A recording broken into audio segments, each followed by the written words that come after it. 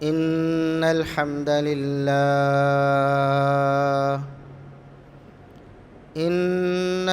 لله نحمده ونستعينه ونستغفره ونعوذ بالله من شرور أنفسنا وسيئات أعمالنا.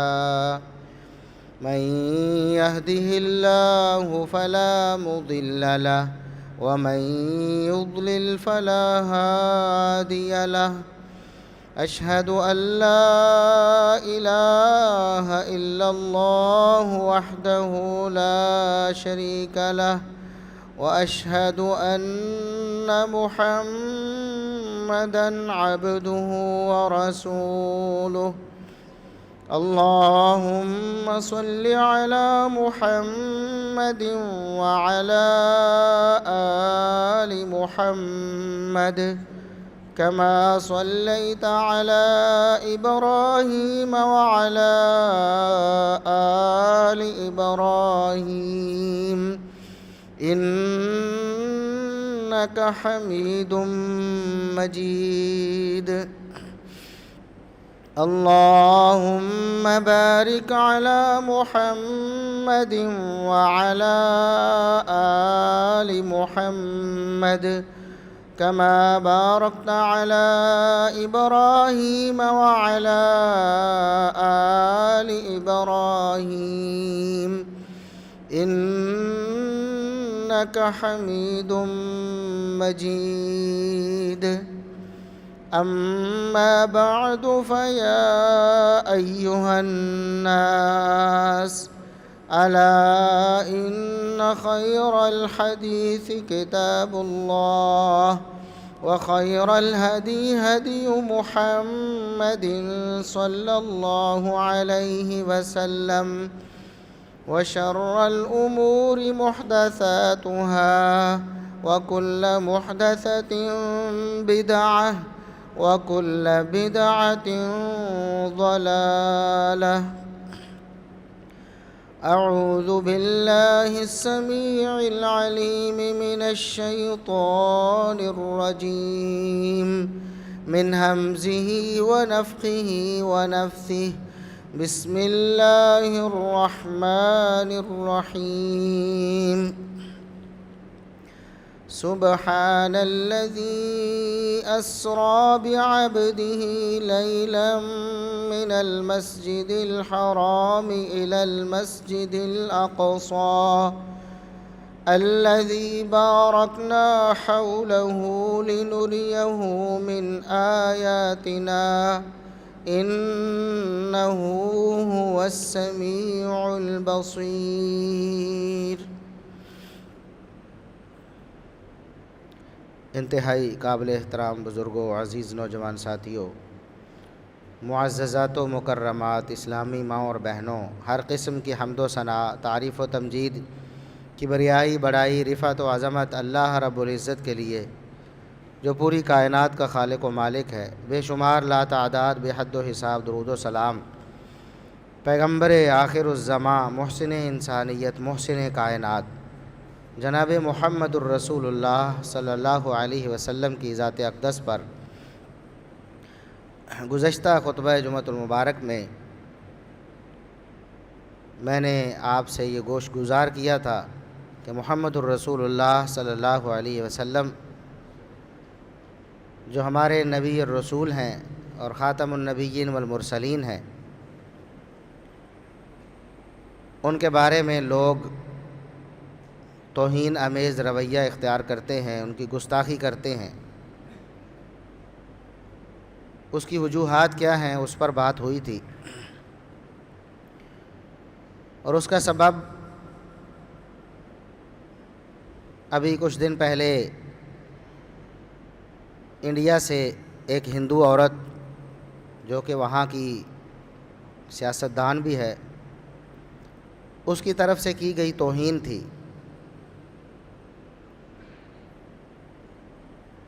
بطور مسلمان اور بطور امتی ہم اس بات پر تو بہت تڑپتے ہیں، پریشان ہوتے ہیں کہ ہمارے نبی صلی اللہ علیہ وسلم کی شان میں توہین ہوئی ہے.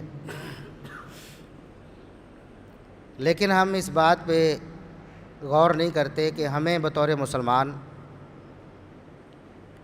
کیا کرنا ہے۔ لوگ تو جھوٹ پھیلاتے ہیں، لوگ توہین آمیز گفتگو کرتے ہیں، لوگ گستاخیاں کرتے ہیں، اور وہ جب گستاخی اور توہین کر رہے ہوتے ہیں تو کوئی نہ کوئی بات ساتھ قرآن کریم کی ملا کر اس کو تروڑ مروڑ کر پیش کرتے ہیں کہ دیکھیں قرآن میں یہ لکھا ہے اور اس حساب سے تو پھر یہ ہونا چاہیے۔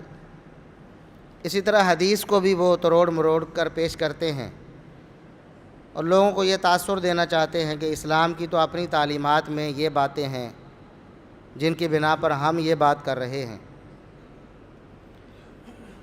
اس حوالے سے مسلمانوں نے کیا سوچا یا اس کے بارے میں کیا تیاری کی؟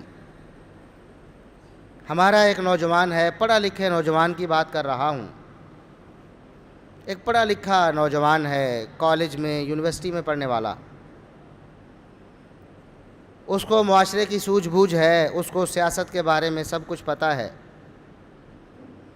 اس کو عالمی حالات کا ادراک ہے۔ یوں وہ ایک پڑھا لکھا اور سمجھدار اور دانشور سمجھا جاتا ہے۔ کیا اس کے سامنے اگر یہ اعتراضات پیش کیے جائیں، کوئی بدبخت، کوئی کافر، کوئی گستاخ اس کے سامنے وہ باتیں کرے تو کیا وہ ان باتوں کا جواب دینے کی اہلیت اور صلاحیت رکھتا ہے؟ میں تو کہتا ہوں کہ دوسرے کو مطمئن کرنا تو دور کی بات ہے، ہمارے نوجوانوں کے سامنے جب ایسی باتیں آتی ہیں یا آئیں گی، وہ خود اپنے آپ کو مطمئن نہیں کر پائیں گے شرح صدر کے ساتھ کہ ہمارے نبی پر جو اعتراض ہوا ہے یہ غلط ہے۔ تو پھر ہمارے نوجوان یا ہماری نسل یا ہم بطور مسلمان، بطور امتی کہاں کھڑے ہیں؟ ہمیں تو اپنے نبی صلی اللہ علیہ وسلم کی سیرت، آپ کی سنت، آپ کی زندگی، آپ کی حیات مبارکہ، اس کے بارے میں کوئی کنفیوژن نہیں ہونی چاہیے تھی۔ ہمیں اس کے بارے میں بھرپور مطالعہ کرنا چاہیے تھا،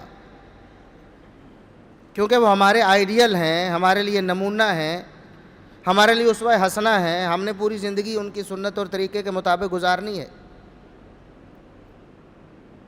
لیکن آج اگر آپ پوچھیں کسی سے، کسی سیاستدان کے بارے میں، تو ہر نوجوان، ہر بوڑھا، ہر بچہ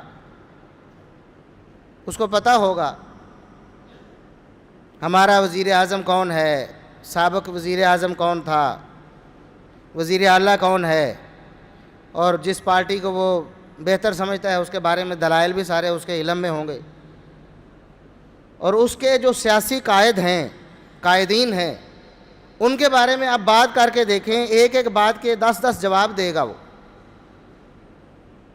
منہ بند کرنے کی کوشش کرے گا، کیونکہ میرے پارٹی لیڈر کے بارے میں بات ہو رہی ہے تو اس نے چونکہ اس کے بارے میں بہت کچھ سنا ہے، بہت کچھ دیکھا ہے، بہت کچھ پڑھا ہے۔ کسی کا اگر فیورٹ عمران خان ہے تو اس نے اس کی تقریریں سنی ہوئی ہیں، اس نے اس کے حمایتی لوگوں کی، اس کے سپورٹرز کی، ایسے صحافی جو اس کی سپورٹ کرتے ہیں اس کی تقریریں سنی ہوئی ہیں، ان کے تجزیے پڑھے ہوئے ہیں، تو ایک ایک بات کے کئی جواب دینے کی قدرت رکھتا ہے۔ کسی کا اگر لیڈر فیورٹ نواز شریف ہے تو اس کے بارے میں آپ کو ہر شبے کا جواب دینے کی اہلیت رکھتا ہے، ایک ایک نہیں کئی جواب دے گا۔ لیکن غور کریں کہ اگر اعتراض محمد الرسول اللہ صلی اللہ علیہ وسلم پر ہو تو ہم کس قدر قدرت رکھتے ہیں کہ ہم جو مخالف ہے، جو دشمن ہے، اس کو ہم جواب دے کر اس کا منہ بند کر۔ یہ سوچنے کی بات۔ ہمارے جو ماحول میں ہمارے مسلمان بچے ہوں، جوان ہوں، بوڑھے ہوں، کھیلوں میں دلچسپی ہے تو تمام کھلاڑیوں کے بارے میں پتہ ہے، ہر کھلاڑی کے جو کارنامے ہیں ان کے بارے میں پتہ ہے، اس نے جتنے میچ کھیلے ہیں ان میچوں کی تفصیل پتہ ہے۔ کرکٹ کے بارے میں ہو تو کتنی سینچریاں ماری ہیں، کتنی 50 کی ہیں، کتنی وکٹس لی ہیں، کتنے ون ڈے کھیلے ہیں، کتنے ٹیسٹ کھیلے ہیں، سب پتہ ہوگا، ساری تفصیلات اور جزیات پتہ ہیں۔ نہیں پتہ تو محمد الرسول اللہ صلی اللہ علیہ وسلم کی حیات مبارکہ کے بارے میں نہیں پتہ۔ اور یہ جو لا علمی ہے ہمارے معاشرے کی، ہماری ملت، ہماری امت کی، یہ بہت بڑا سبب ہے کہ لوگ پھر اعتراض کرتے ہیں۔ سب مسلمانوں کو اگر معلوم ہو محمد الرسول اللہ صلی اللہ علیہ وسلم کی سیرت اور سنت اور آپ کی حیات مبارکہ کے بارے میں، تو ظاہر ہے لوگوں کو بھی بتائیں، اعتراض کی نوبت نہ آئے۔ لیکن آج ہمارے خود مسلمان ہی پریشان ہو جاتے ہیں۔ اگر ہم اسی حالیہ واقعے کو لیں تو دو چیزوں پر اعتراض کیا گیا، دو چیزوں کی بنا پر توہین کرنے کی کوشش کی گئی۔ ایک واقعہ معراج کو بنیاد بنایا گیا کہ واقعہ معراج یہ تو ایک من گھڑت ہے یا افسانہ ہے یا خود ساختہ ہے، اگر اس کو مانا جائے تو گویا وہ کوئی ایسی طلسماتی ایک داستان بنتی ہے جو سواری رسول اللہ صلی اللہ علیہ وسلم کو آسمانوں پر لے کے گئی، جس کو ہم براق کہتے ہیں، اس کو پروں والا گھوڑا بابر کروا کے اس کا مذاق اڑایا گیا کہ یہ پروں والا گھوڑا تمہارے نبی کے پاس ہے، اس طرح کی بات کر کے توہین کی گئی۔ تو کیا ہمارے مسلمانوں کو کیا واقعہ معراج کے بارے میں یہ تفصیلات معلوم ہیں؟ اس پر وارد ہونے والے شبہات کیا ان کے بارے میں معلوم ہے؟ اسی طرح رسول اللہ صلی اللہ علیہ وسلم کی سیدہ عائشہ صدیقہ رضی اللہ عنہا سے شادی اور نکاح، اس کو بنیاد بنا کر اعتراض کیا گیا۔ کیا ہمارے مسلمان نوجوان، خصوصاً پڑھے لکھے نوجوان جو ہیں، جن کو باقی سب کچھ پتہ ہے سوائے محمد الرسول اللہ صلی اللہ علیہ وسلم کی سیرت کے، کیا وہ رسول اللہ صلی اللہ علیہ وسلم کی اس شادی اور نکاح کے پیچھے جو حکمتیں ہیں، جو تفصیلات ہیں اور جو شبہات وارد کیے جاتے ہیں، ان کے جو جوابات ہیں، ان کے بارے میں انہیں پتہ ہے؟ نہیں۔ آپ بات کر کے دیکھیں، نوجوان کو کچھ پتہ نہیں ہوگا۔ بس ہم یہ نعرہ مار سکتے ہیں کہ ہمیں رسول اللہ صلی اللہ علیہ وسلم سے محبت ہے، ہم جان بھی قربان کر سکتے ہیں۔ یہ نعرہ مارنا آسان کام ہے، یہ جو دعویٰ ہے اس کی دلیل فراہم کرنا کہ ہم واقعی محمد الرسول اللہ صلی اللہ علیہ وسلم سے محبت کرتے ہیں، آپ کی حیات مبارکہ، آپ کی سیرت، آپ کا طریقہ، آپ کی زندگی ہمارے سامنے کھلی کتاب کی طرح ہے، آؤ ہمارے ساتھ بات کرو، یہ مشکل ہے، ناممکن ہے تقریباً آج کے حالات کے مطابق۔ تو اعتراض کرنے والے تو دشمن ہیں، وہ تو اعتراض کریں گے۔ کیا ہم خود اس قابل ہیں کہ ہم ان اعتراضات کو رفع کر سکیں؟ کم از کم ایک نوجوان یا ایک مسلمان فرد اپنے آپ کو شرح صدر کے ساتھ مطمئن رکھ سکے کہ واقعی اس کا اعتراض غلط ہے۔ ہمارے نبی صلی اللہ علیہ وسلم پر ایسا کوئی اعتراض وارد نہیں ہوتا۔ تو واقعہ معراج پر جو اعتراض کیا گیا ہے اس کی بنیاد ایک ہے، وہ یہ ہے کہ اس کا تعلق معجزے سے ہے۔ یہ انسانی وسائل اور جس کو وہ سائنس کہتے ہیں اس کے مطابق ممکن ہی نہیں ہے۔ وہ کہتے ہیں ہم دیکھتے ہیں کہ کبھی گھوڑے اڑتے نہیں ہیں، پروں والے گھوڑے تو وہ بچوں کو بہلانے کے لیے ہوتے ہیں، بڑے تو ان چیزوں پر بلیو نہیں کرتے۔ تو کیسے مان لیا جائے کہ نبی صلی اللہ علیہ وسلم واقعی براق پر سوار ہو کر آسمانوں کی سیر کو گئے تھے؟ واقعہ معراج کو کیسے تسلیم کر لیا جائے؟ یہ ایک ہی بنیاد ہے۔ حالانکہ دنیا کا کوئی مذہب ہے، ہندو بھی مذہب ہے نا، ایک ہندوازم مذہب ہے، معجزے سے انکار نہیں ہو سکتا۔ اس ہندو عورت سے پوچھا جائے کہ کیا تم بطور ہندو مذہب کو قبول کر کے یا اس کی نمائندہ بن کر یہ بات کر سکتی ہو کہ معجزے کا کوئی وجود نہیں؟ دنیا میں جتنے بھی معاملات وقوع پذیر ہوتے ہیں وہ سارے کے سارے ظاہری اسباب کے تحت ہوتے ہیں، اور ظاہری اسباب جو ہمیں نظر آتے ہیں ان کے بغیر دنیا میں کسی کام کا ہونا ممکن نہیں ہے۔ کیا ہندو مذہب اس بات کی تائید کرتا ہے؟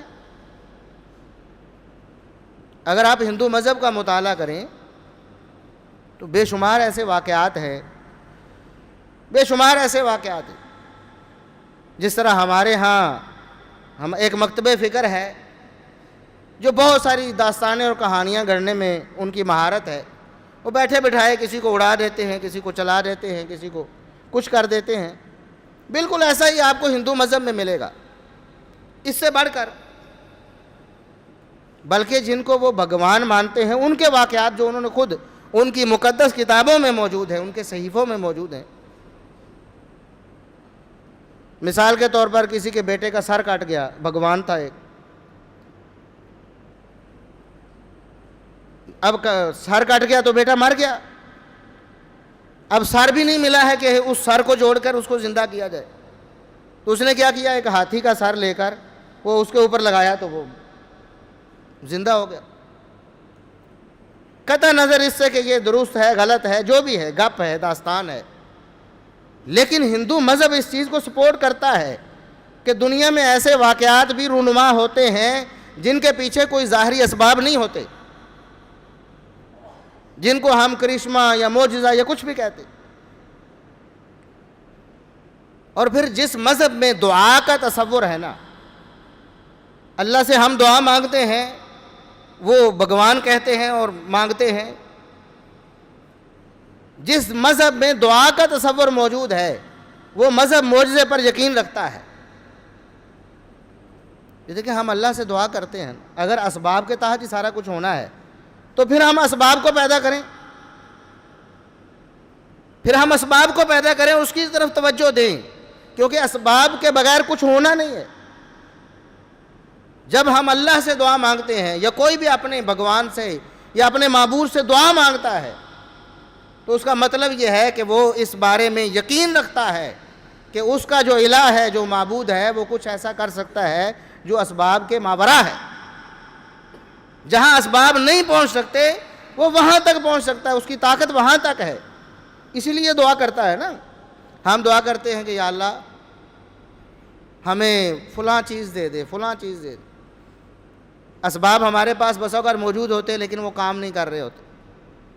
اولاد کے لیے ہم دعا مانگتے ہیں، اسباب موجود ہیں، شادی ہے، نکاح ہے، زوجین ہیں، میاں بیوی ہیں، تعلق ہے، ناتا ہے، لیکن اس کے باوجود اسباب کام نہیں کر رہے۔ اس کا مطلب یہ ہے کہ آپ کا وہ کام اسباب کے ذریعے نہیں ہو رہا۔ آپ دعا مانگتے ہیں، دعا کرواتے ہیں کہ یا اللہ ہمیں اولاد دے، آپ مان رہے ہیں کہ دنیا میں سب کچھ اسباب کے ذریعے نہیں ہوتا ہے۔ کتنے ایسے مشاہدات، تجربات ہمارے سامنے ہیں۔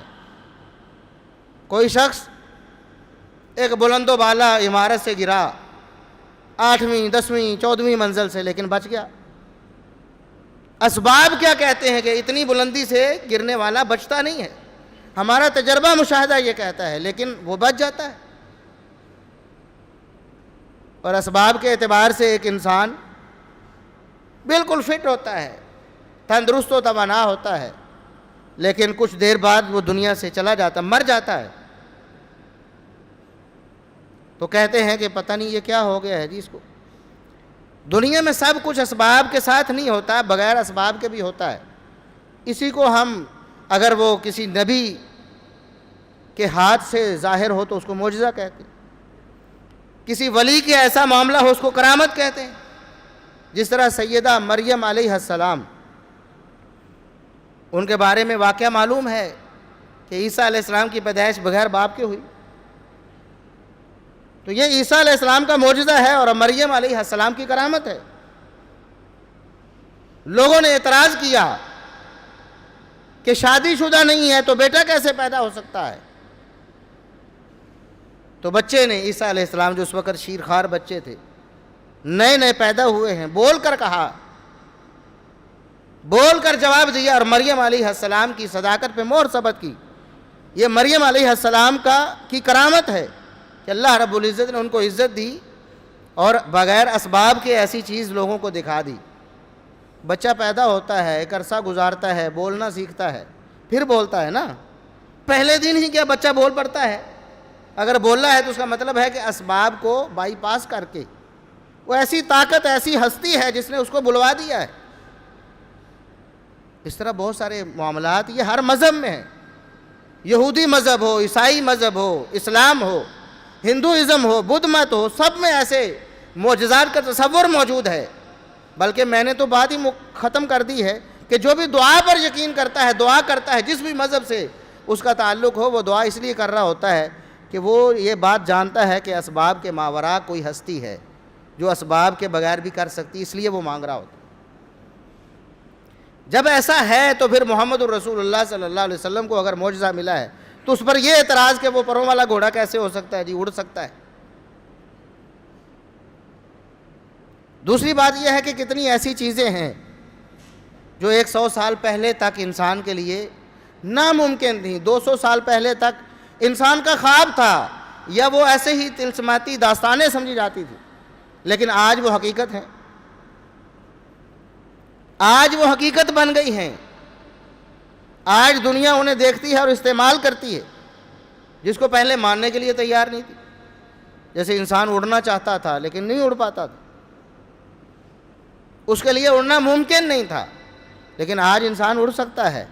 ایسے آلات، ایسی سواریاں موجود ہیں، جہاز ہیں، طیارے ہیں، ہیلی کاپٹرز ہیں، آج وہ اڑتا ہے۔ لیکن ہمیں محمد الرسول اللہ صلی اللہ علیہ وسلم کی سنت اور سیرت کے بارے میں اتنی معلومات نہیں کہ ہم کسی کا مقابلہ کر سکیں یا کم از کم اپنے آپ کو مطمئن رکھ سکیں۔ تو واقعہ معراج پر جو اعتراض ہوا اس کی بنیاد ایک تھی کہ یہ سائنسی لحاظ سے امپاسبل ہے، ایک رات میں اتنا لمبا سفر کرنا۔ اس وقت تو شاید سائنسی لحاظ سے امپاسبل ہو، لیکن آج تو پاسبل ہے۔ مدینہ سے لے کر مسجد اقصیٰ تک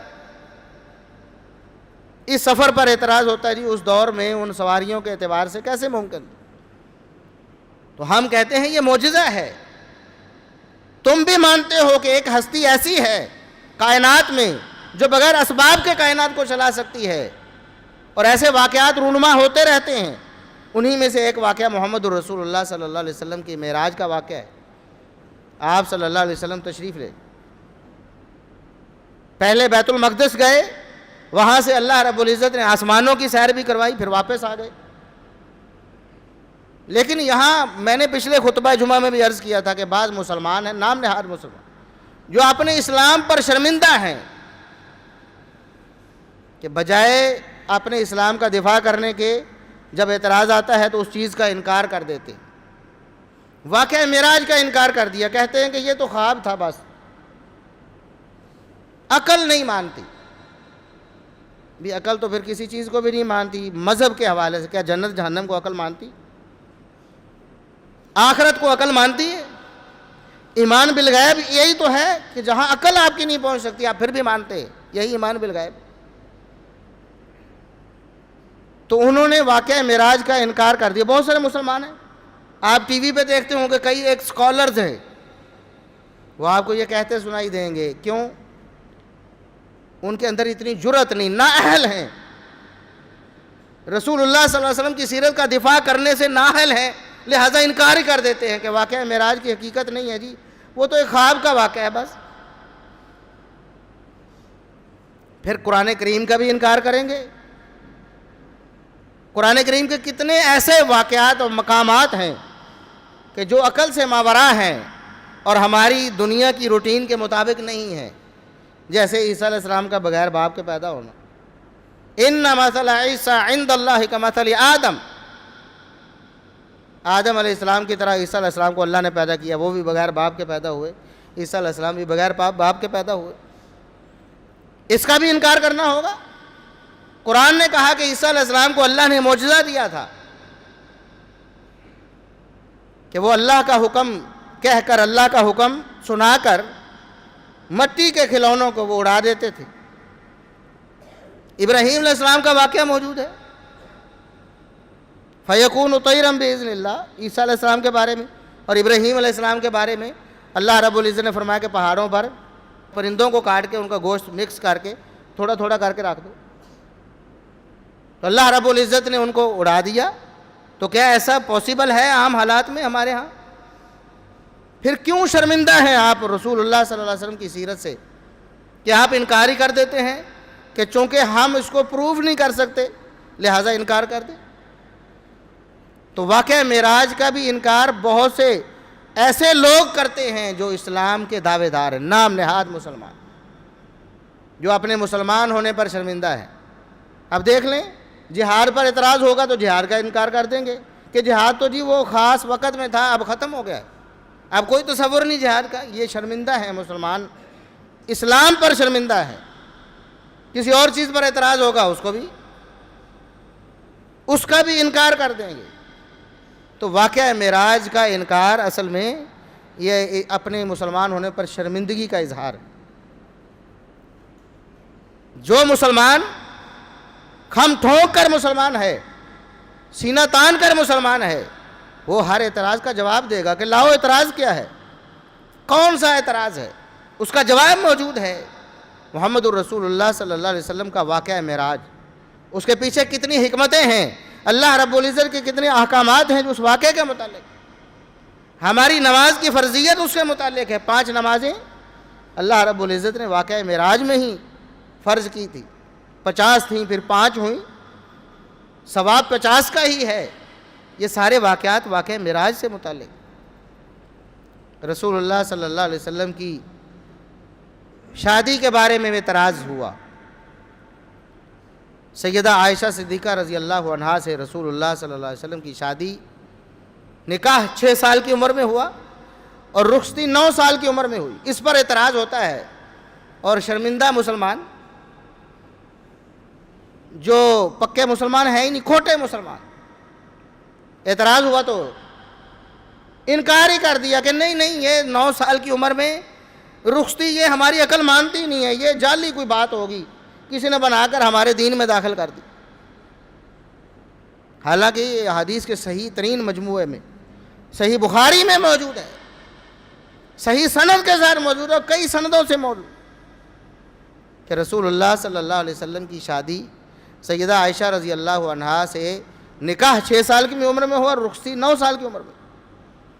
اب اعتراض یہ ہے، سوال یہ اٹھایا جاتا ہے کہ دیکھیں جی یہ کیسے ممکن ہے، ہماری عقل نہیں مانتی، یہ تو نبی پر گویا الزام ہے یا ان کی توہین ہے ایسے ہونا۔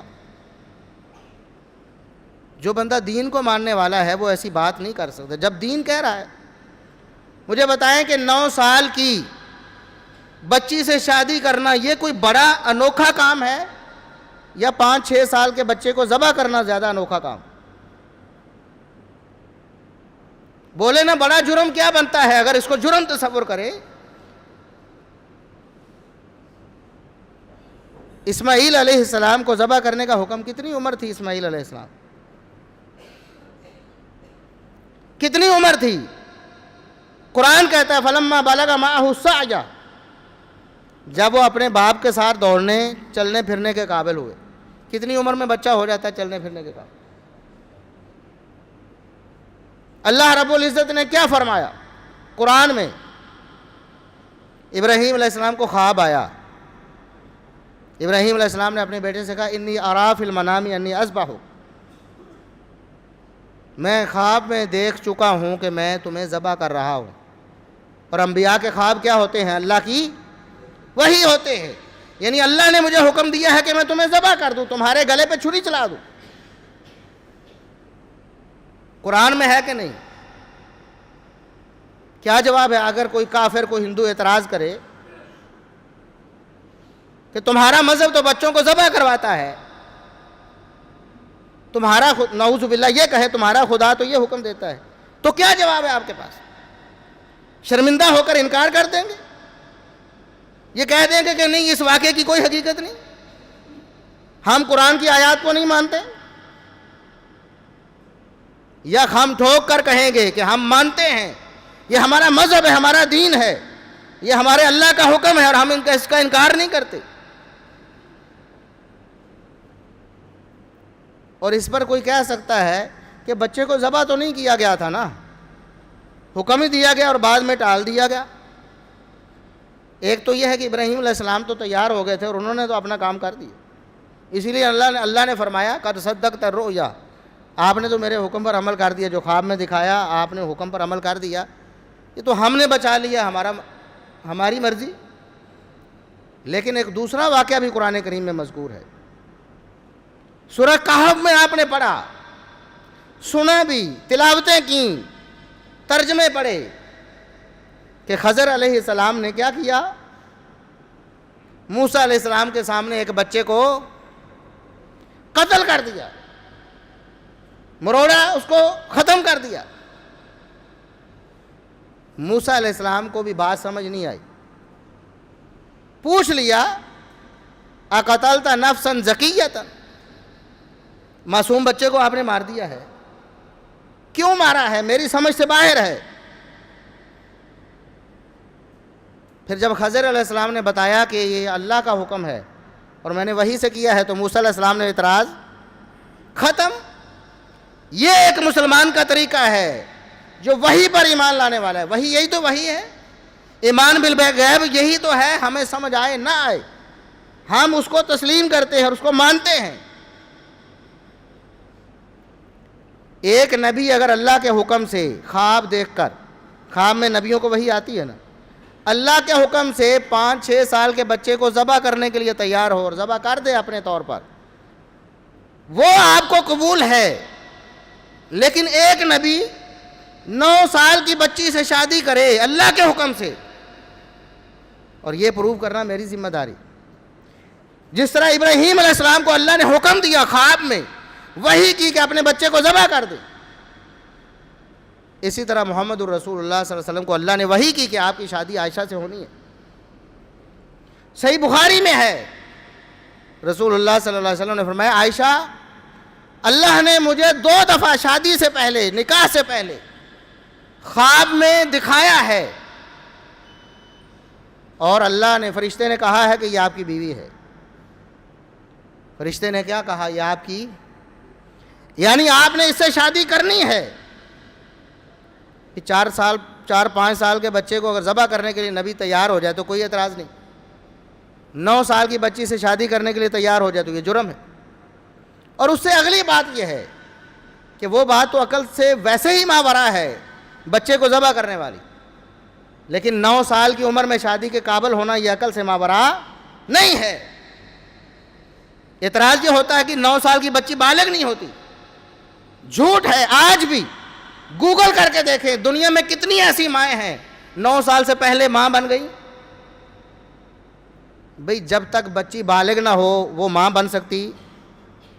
وہ سیدھی سی بات ہے نا، وہ جو بچے کی ولادت کے اسباب ہیں وہ آتے ہی تب ہیں جب بلوغت آ جاتی ہے، بلوغت سے پہلے بچے کی ولادت کے اسباب نہیں ہوتے، وہ اعضاء ہی نہیں مکمل ہوئے ہوتے جن سے بچہ پیدا ہونا۔ اسی طرح جب کوئی عورت اپنی عمر زیادہ گزار چکے اس وقت بھی بچے کی پیدائش کے اسباب ختم ہو جاتے ہیں، عمر کم ہو تب بھی بچہ پیدا، عمر زیادہ ہو تب بھی بچہ پیدا نہیں ہوتا۔ بچہ تب پیدا ہوتا ہے جب عورت اس اہل ہو کہ وہ ماں بن سکے، وہ بالغ ہو چکی ہوتی ہے۔ اور بلوغت کا مطلب کیا ہے؟ بھوک کو سمجھتے ہیں؟ بھوک کسے کہتے ہیں؟ بھوک آپ کو لگتی ہے نا بھوک، بھوک کا مطلب یہ ہے کہ آپ کا پیٹ کچھ مانگ رہا ہے آپ سے، آپ کا پیٹ آپ سے کچھ مانگ رہا ہے، مطالبہ کر رہا ہے اور آپ اس کو پورا کرتے ہیں، کرنا پڑتا ہے۔ یہ جو بھوک لگنے کا عمل ہے نا،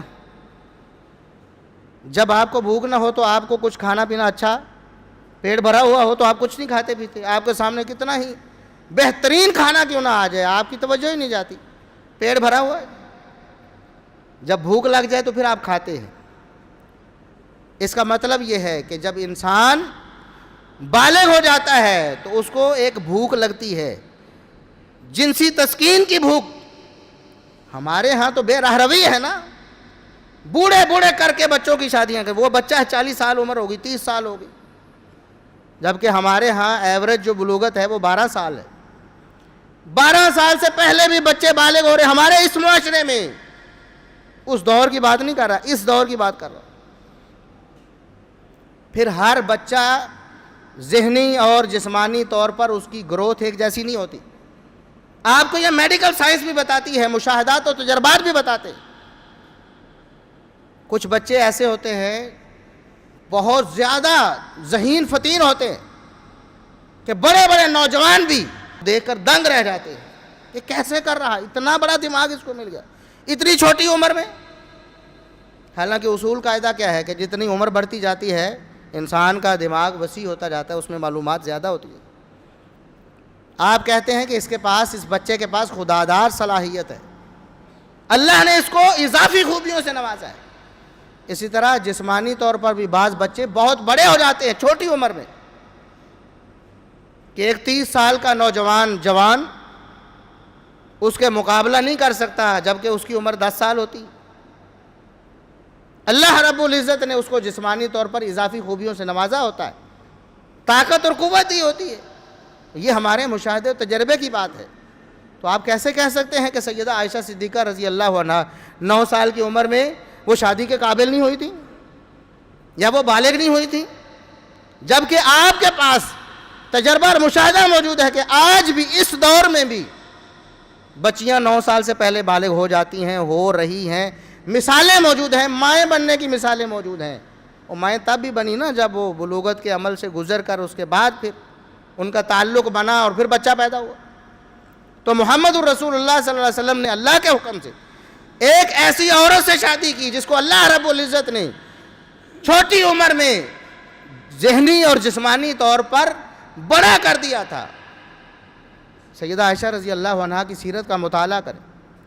چھوٹی عمر میں معلمہ کائنات بنی، پوری کائنات کی عورتوں کی معلمہ اور استاذ بن گئی، استاذہ بن گئی. کیسے ممکن ہے اتنی چھوٹی عمر میں؟ اس کا مطلب یہ ہے کہ اللہ رب العزت نے انہیں اضافی خوبیوں سے نوازا. یہ کوئی انہونی بات ہی نہیں ہے جس پر اعتراض کیا گیا.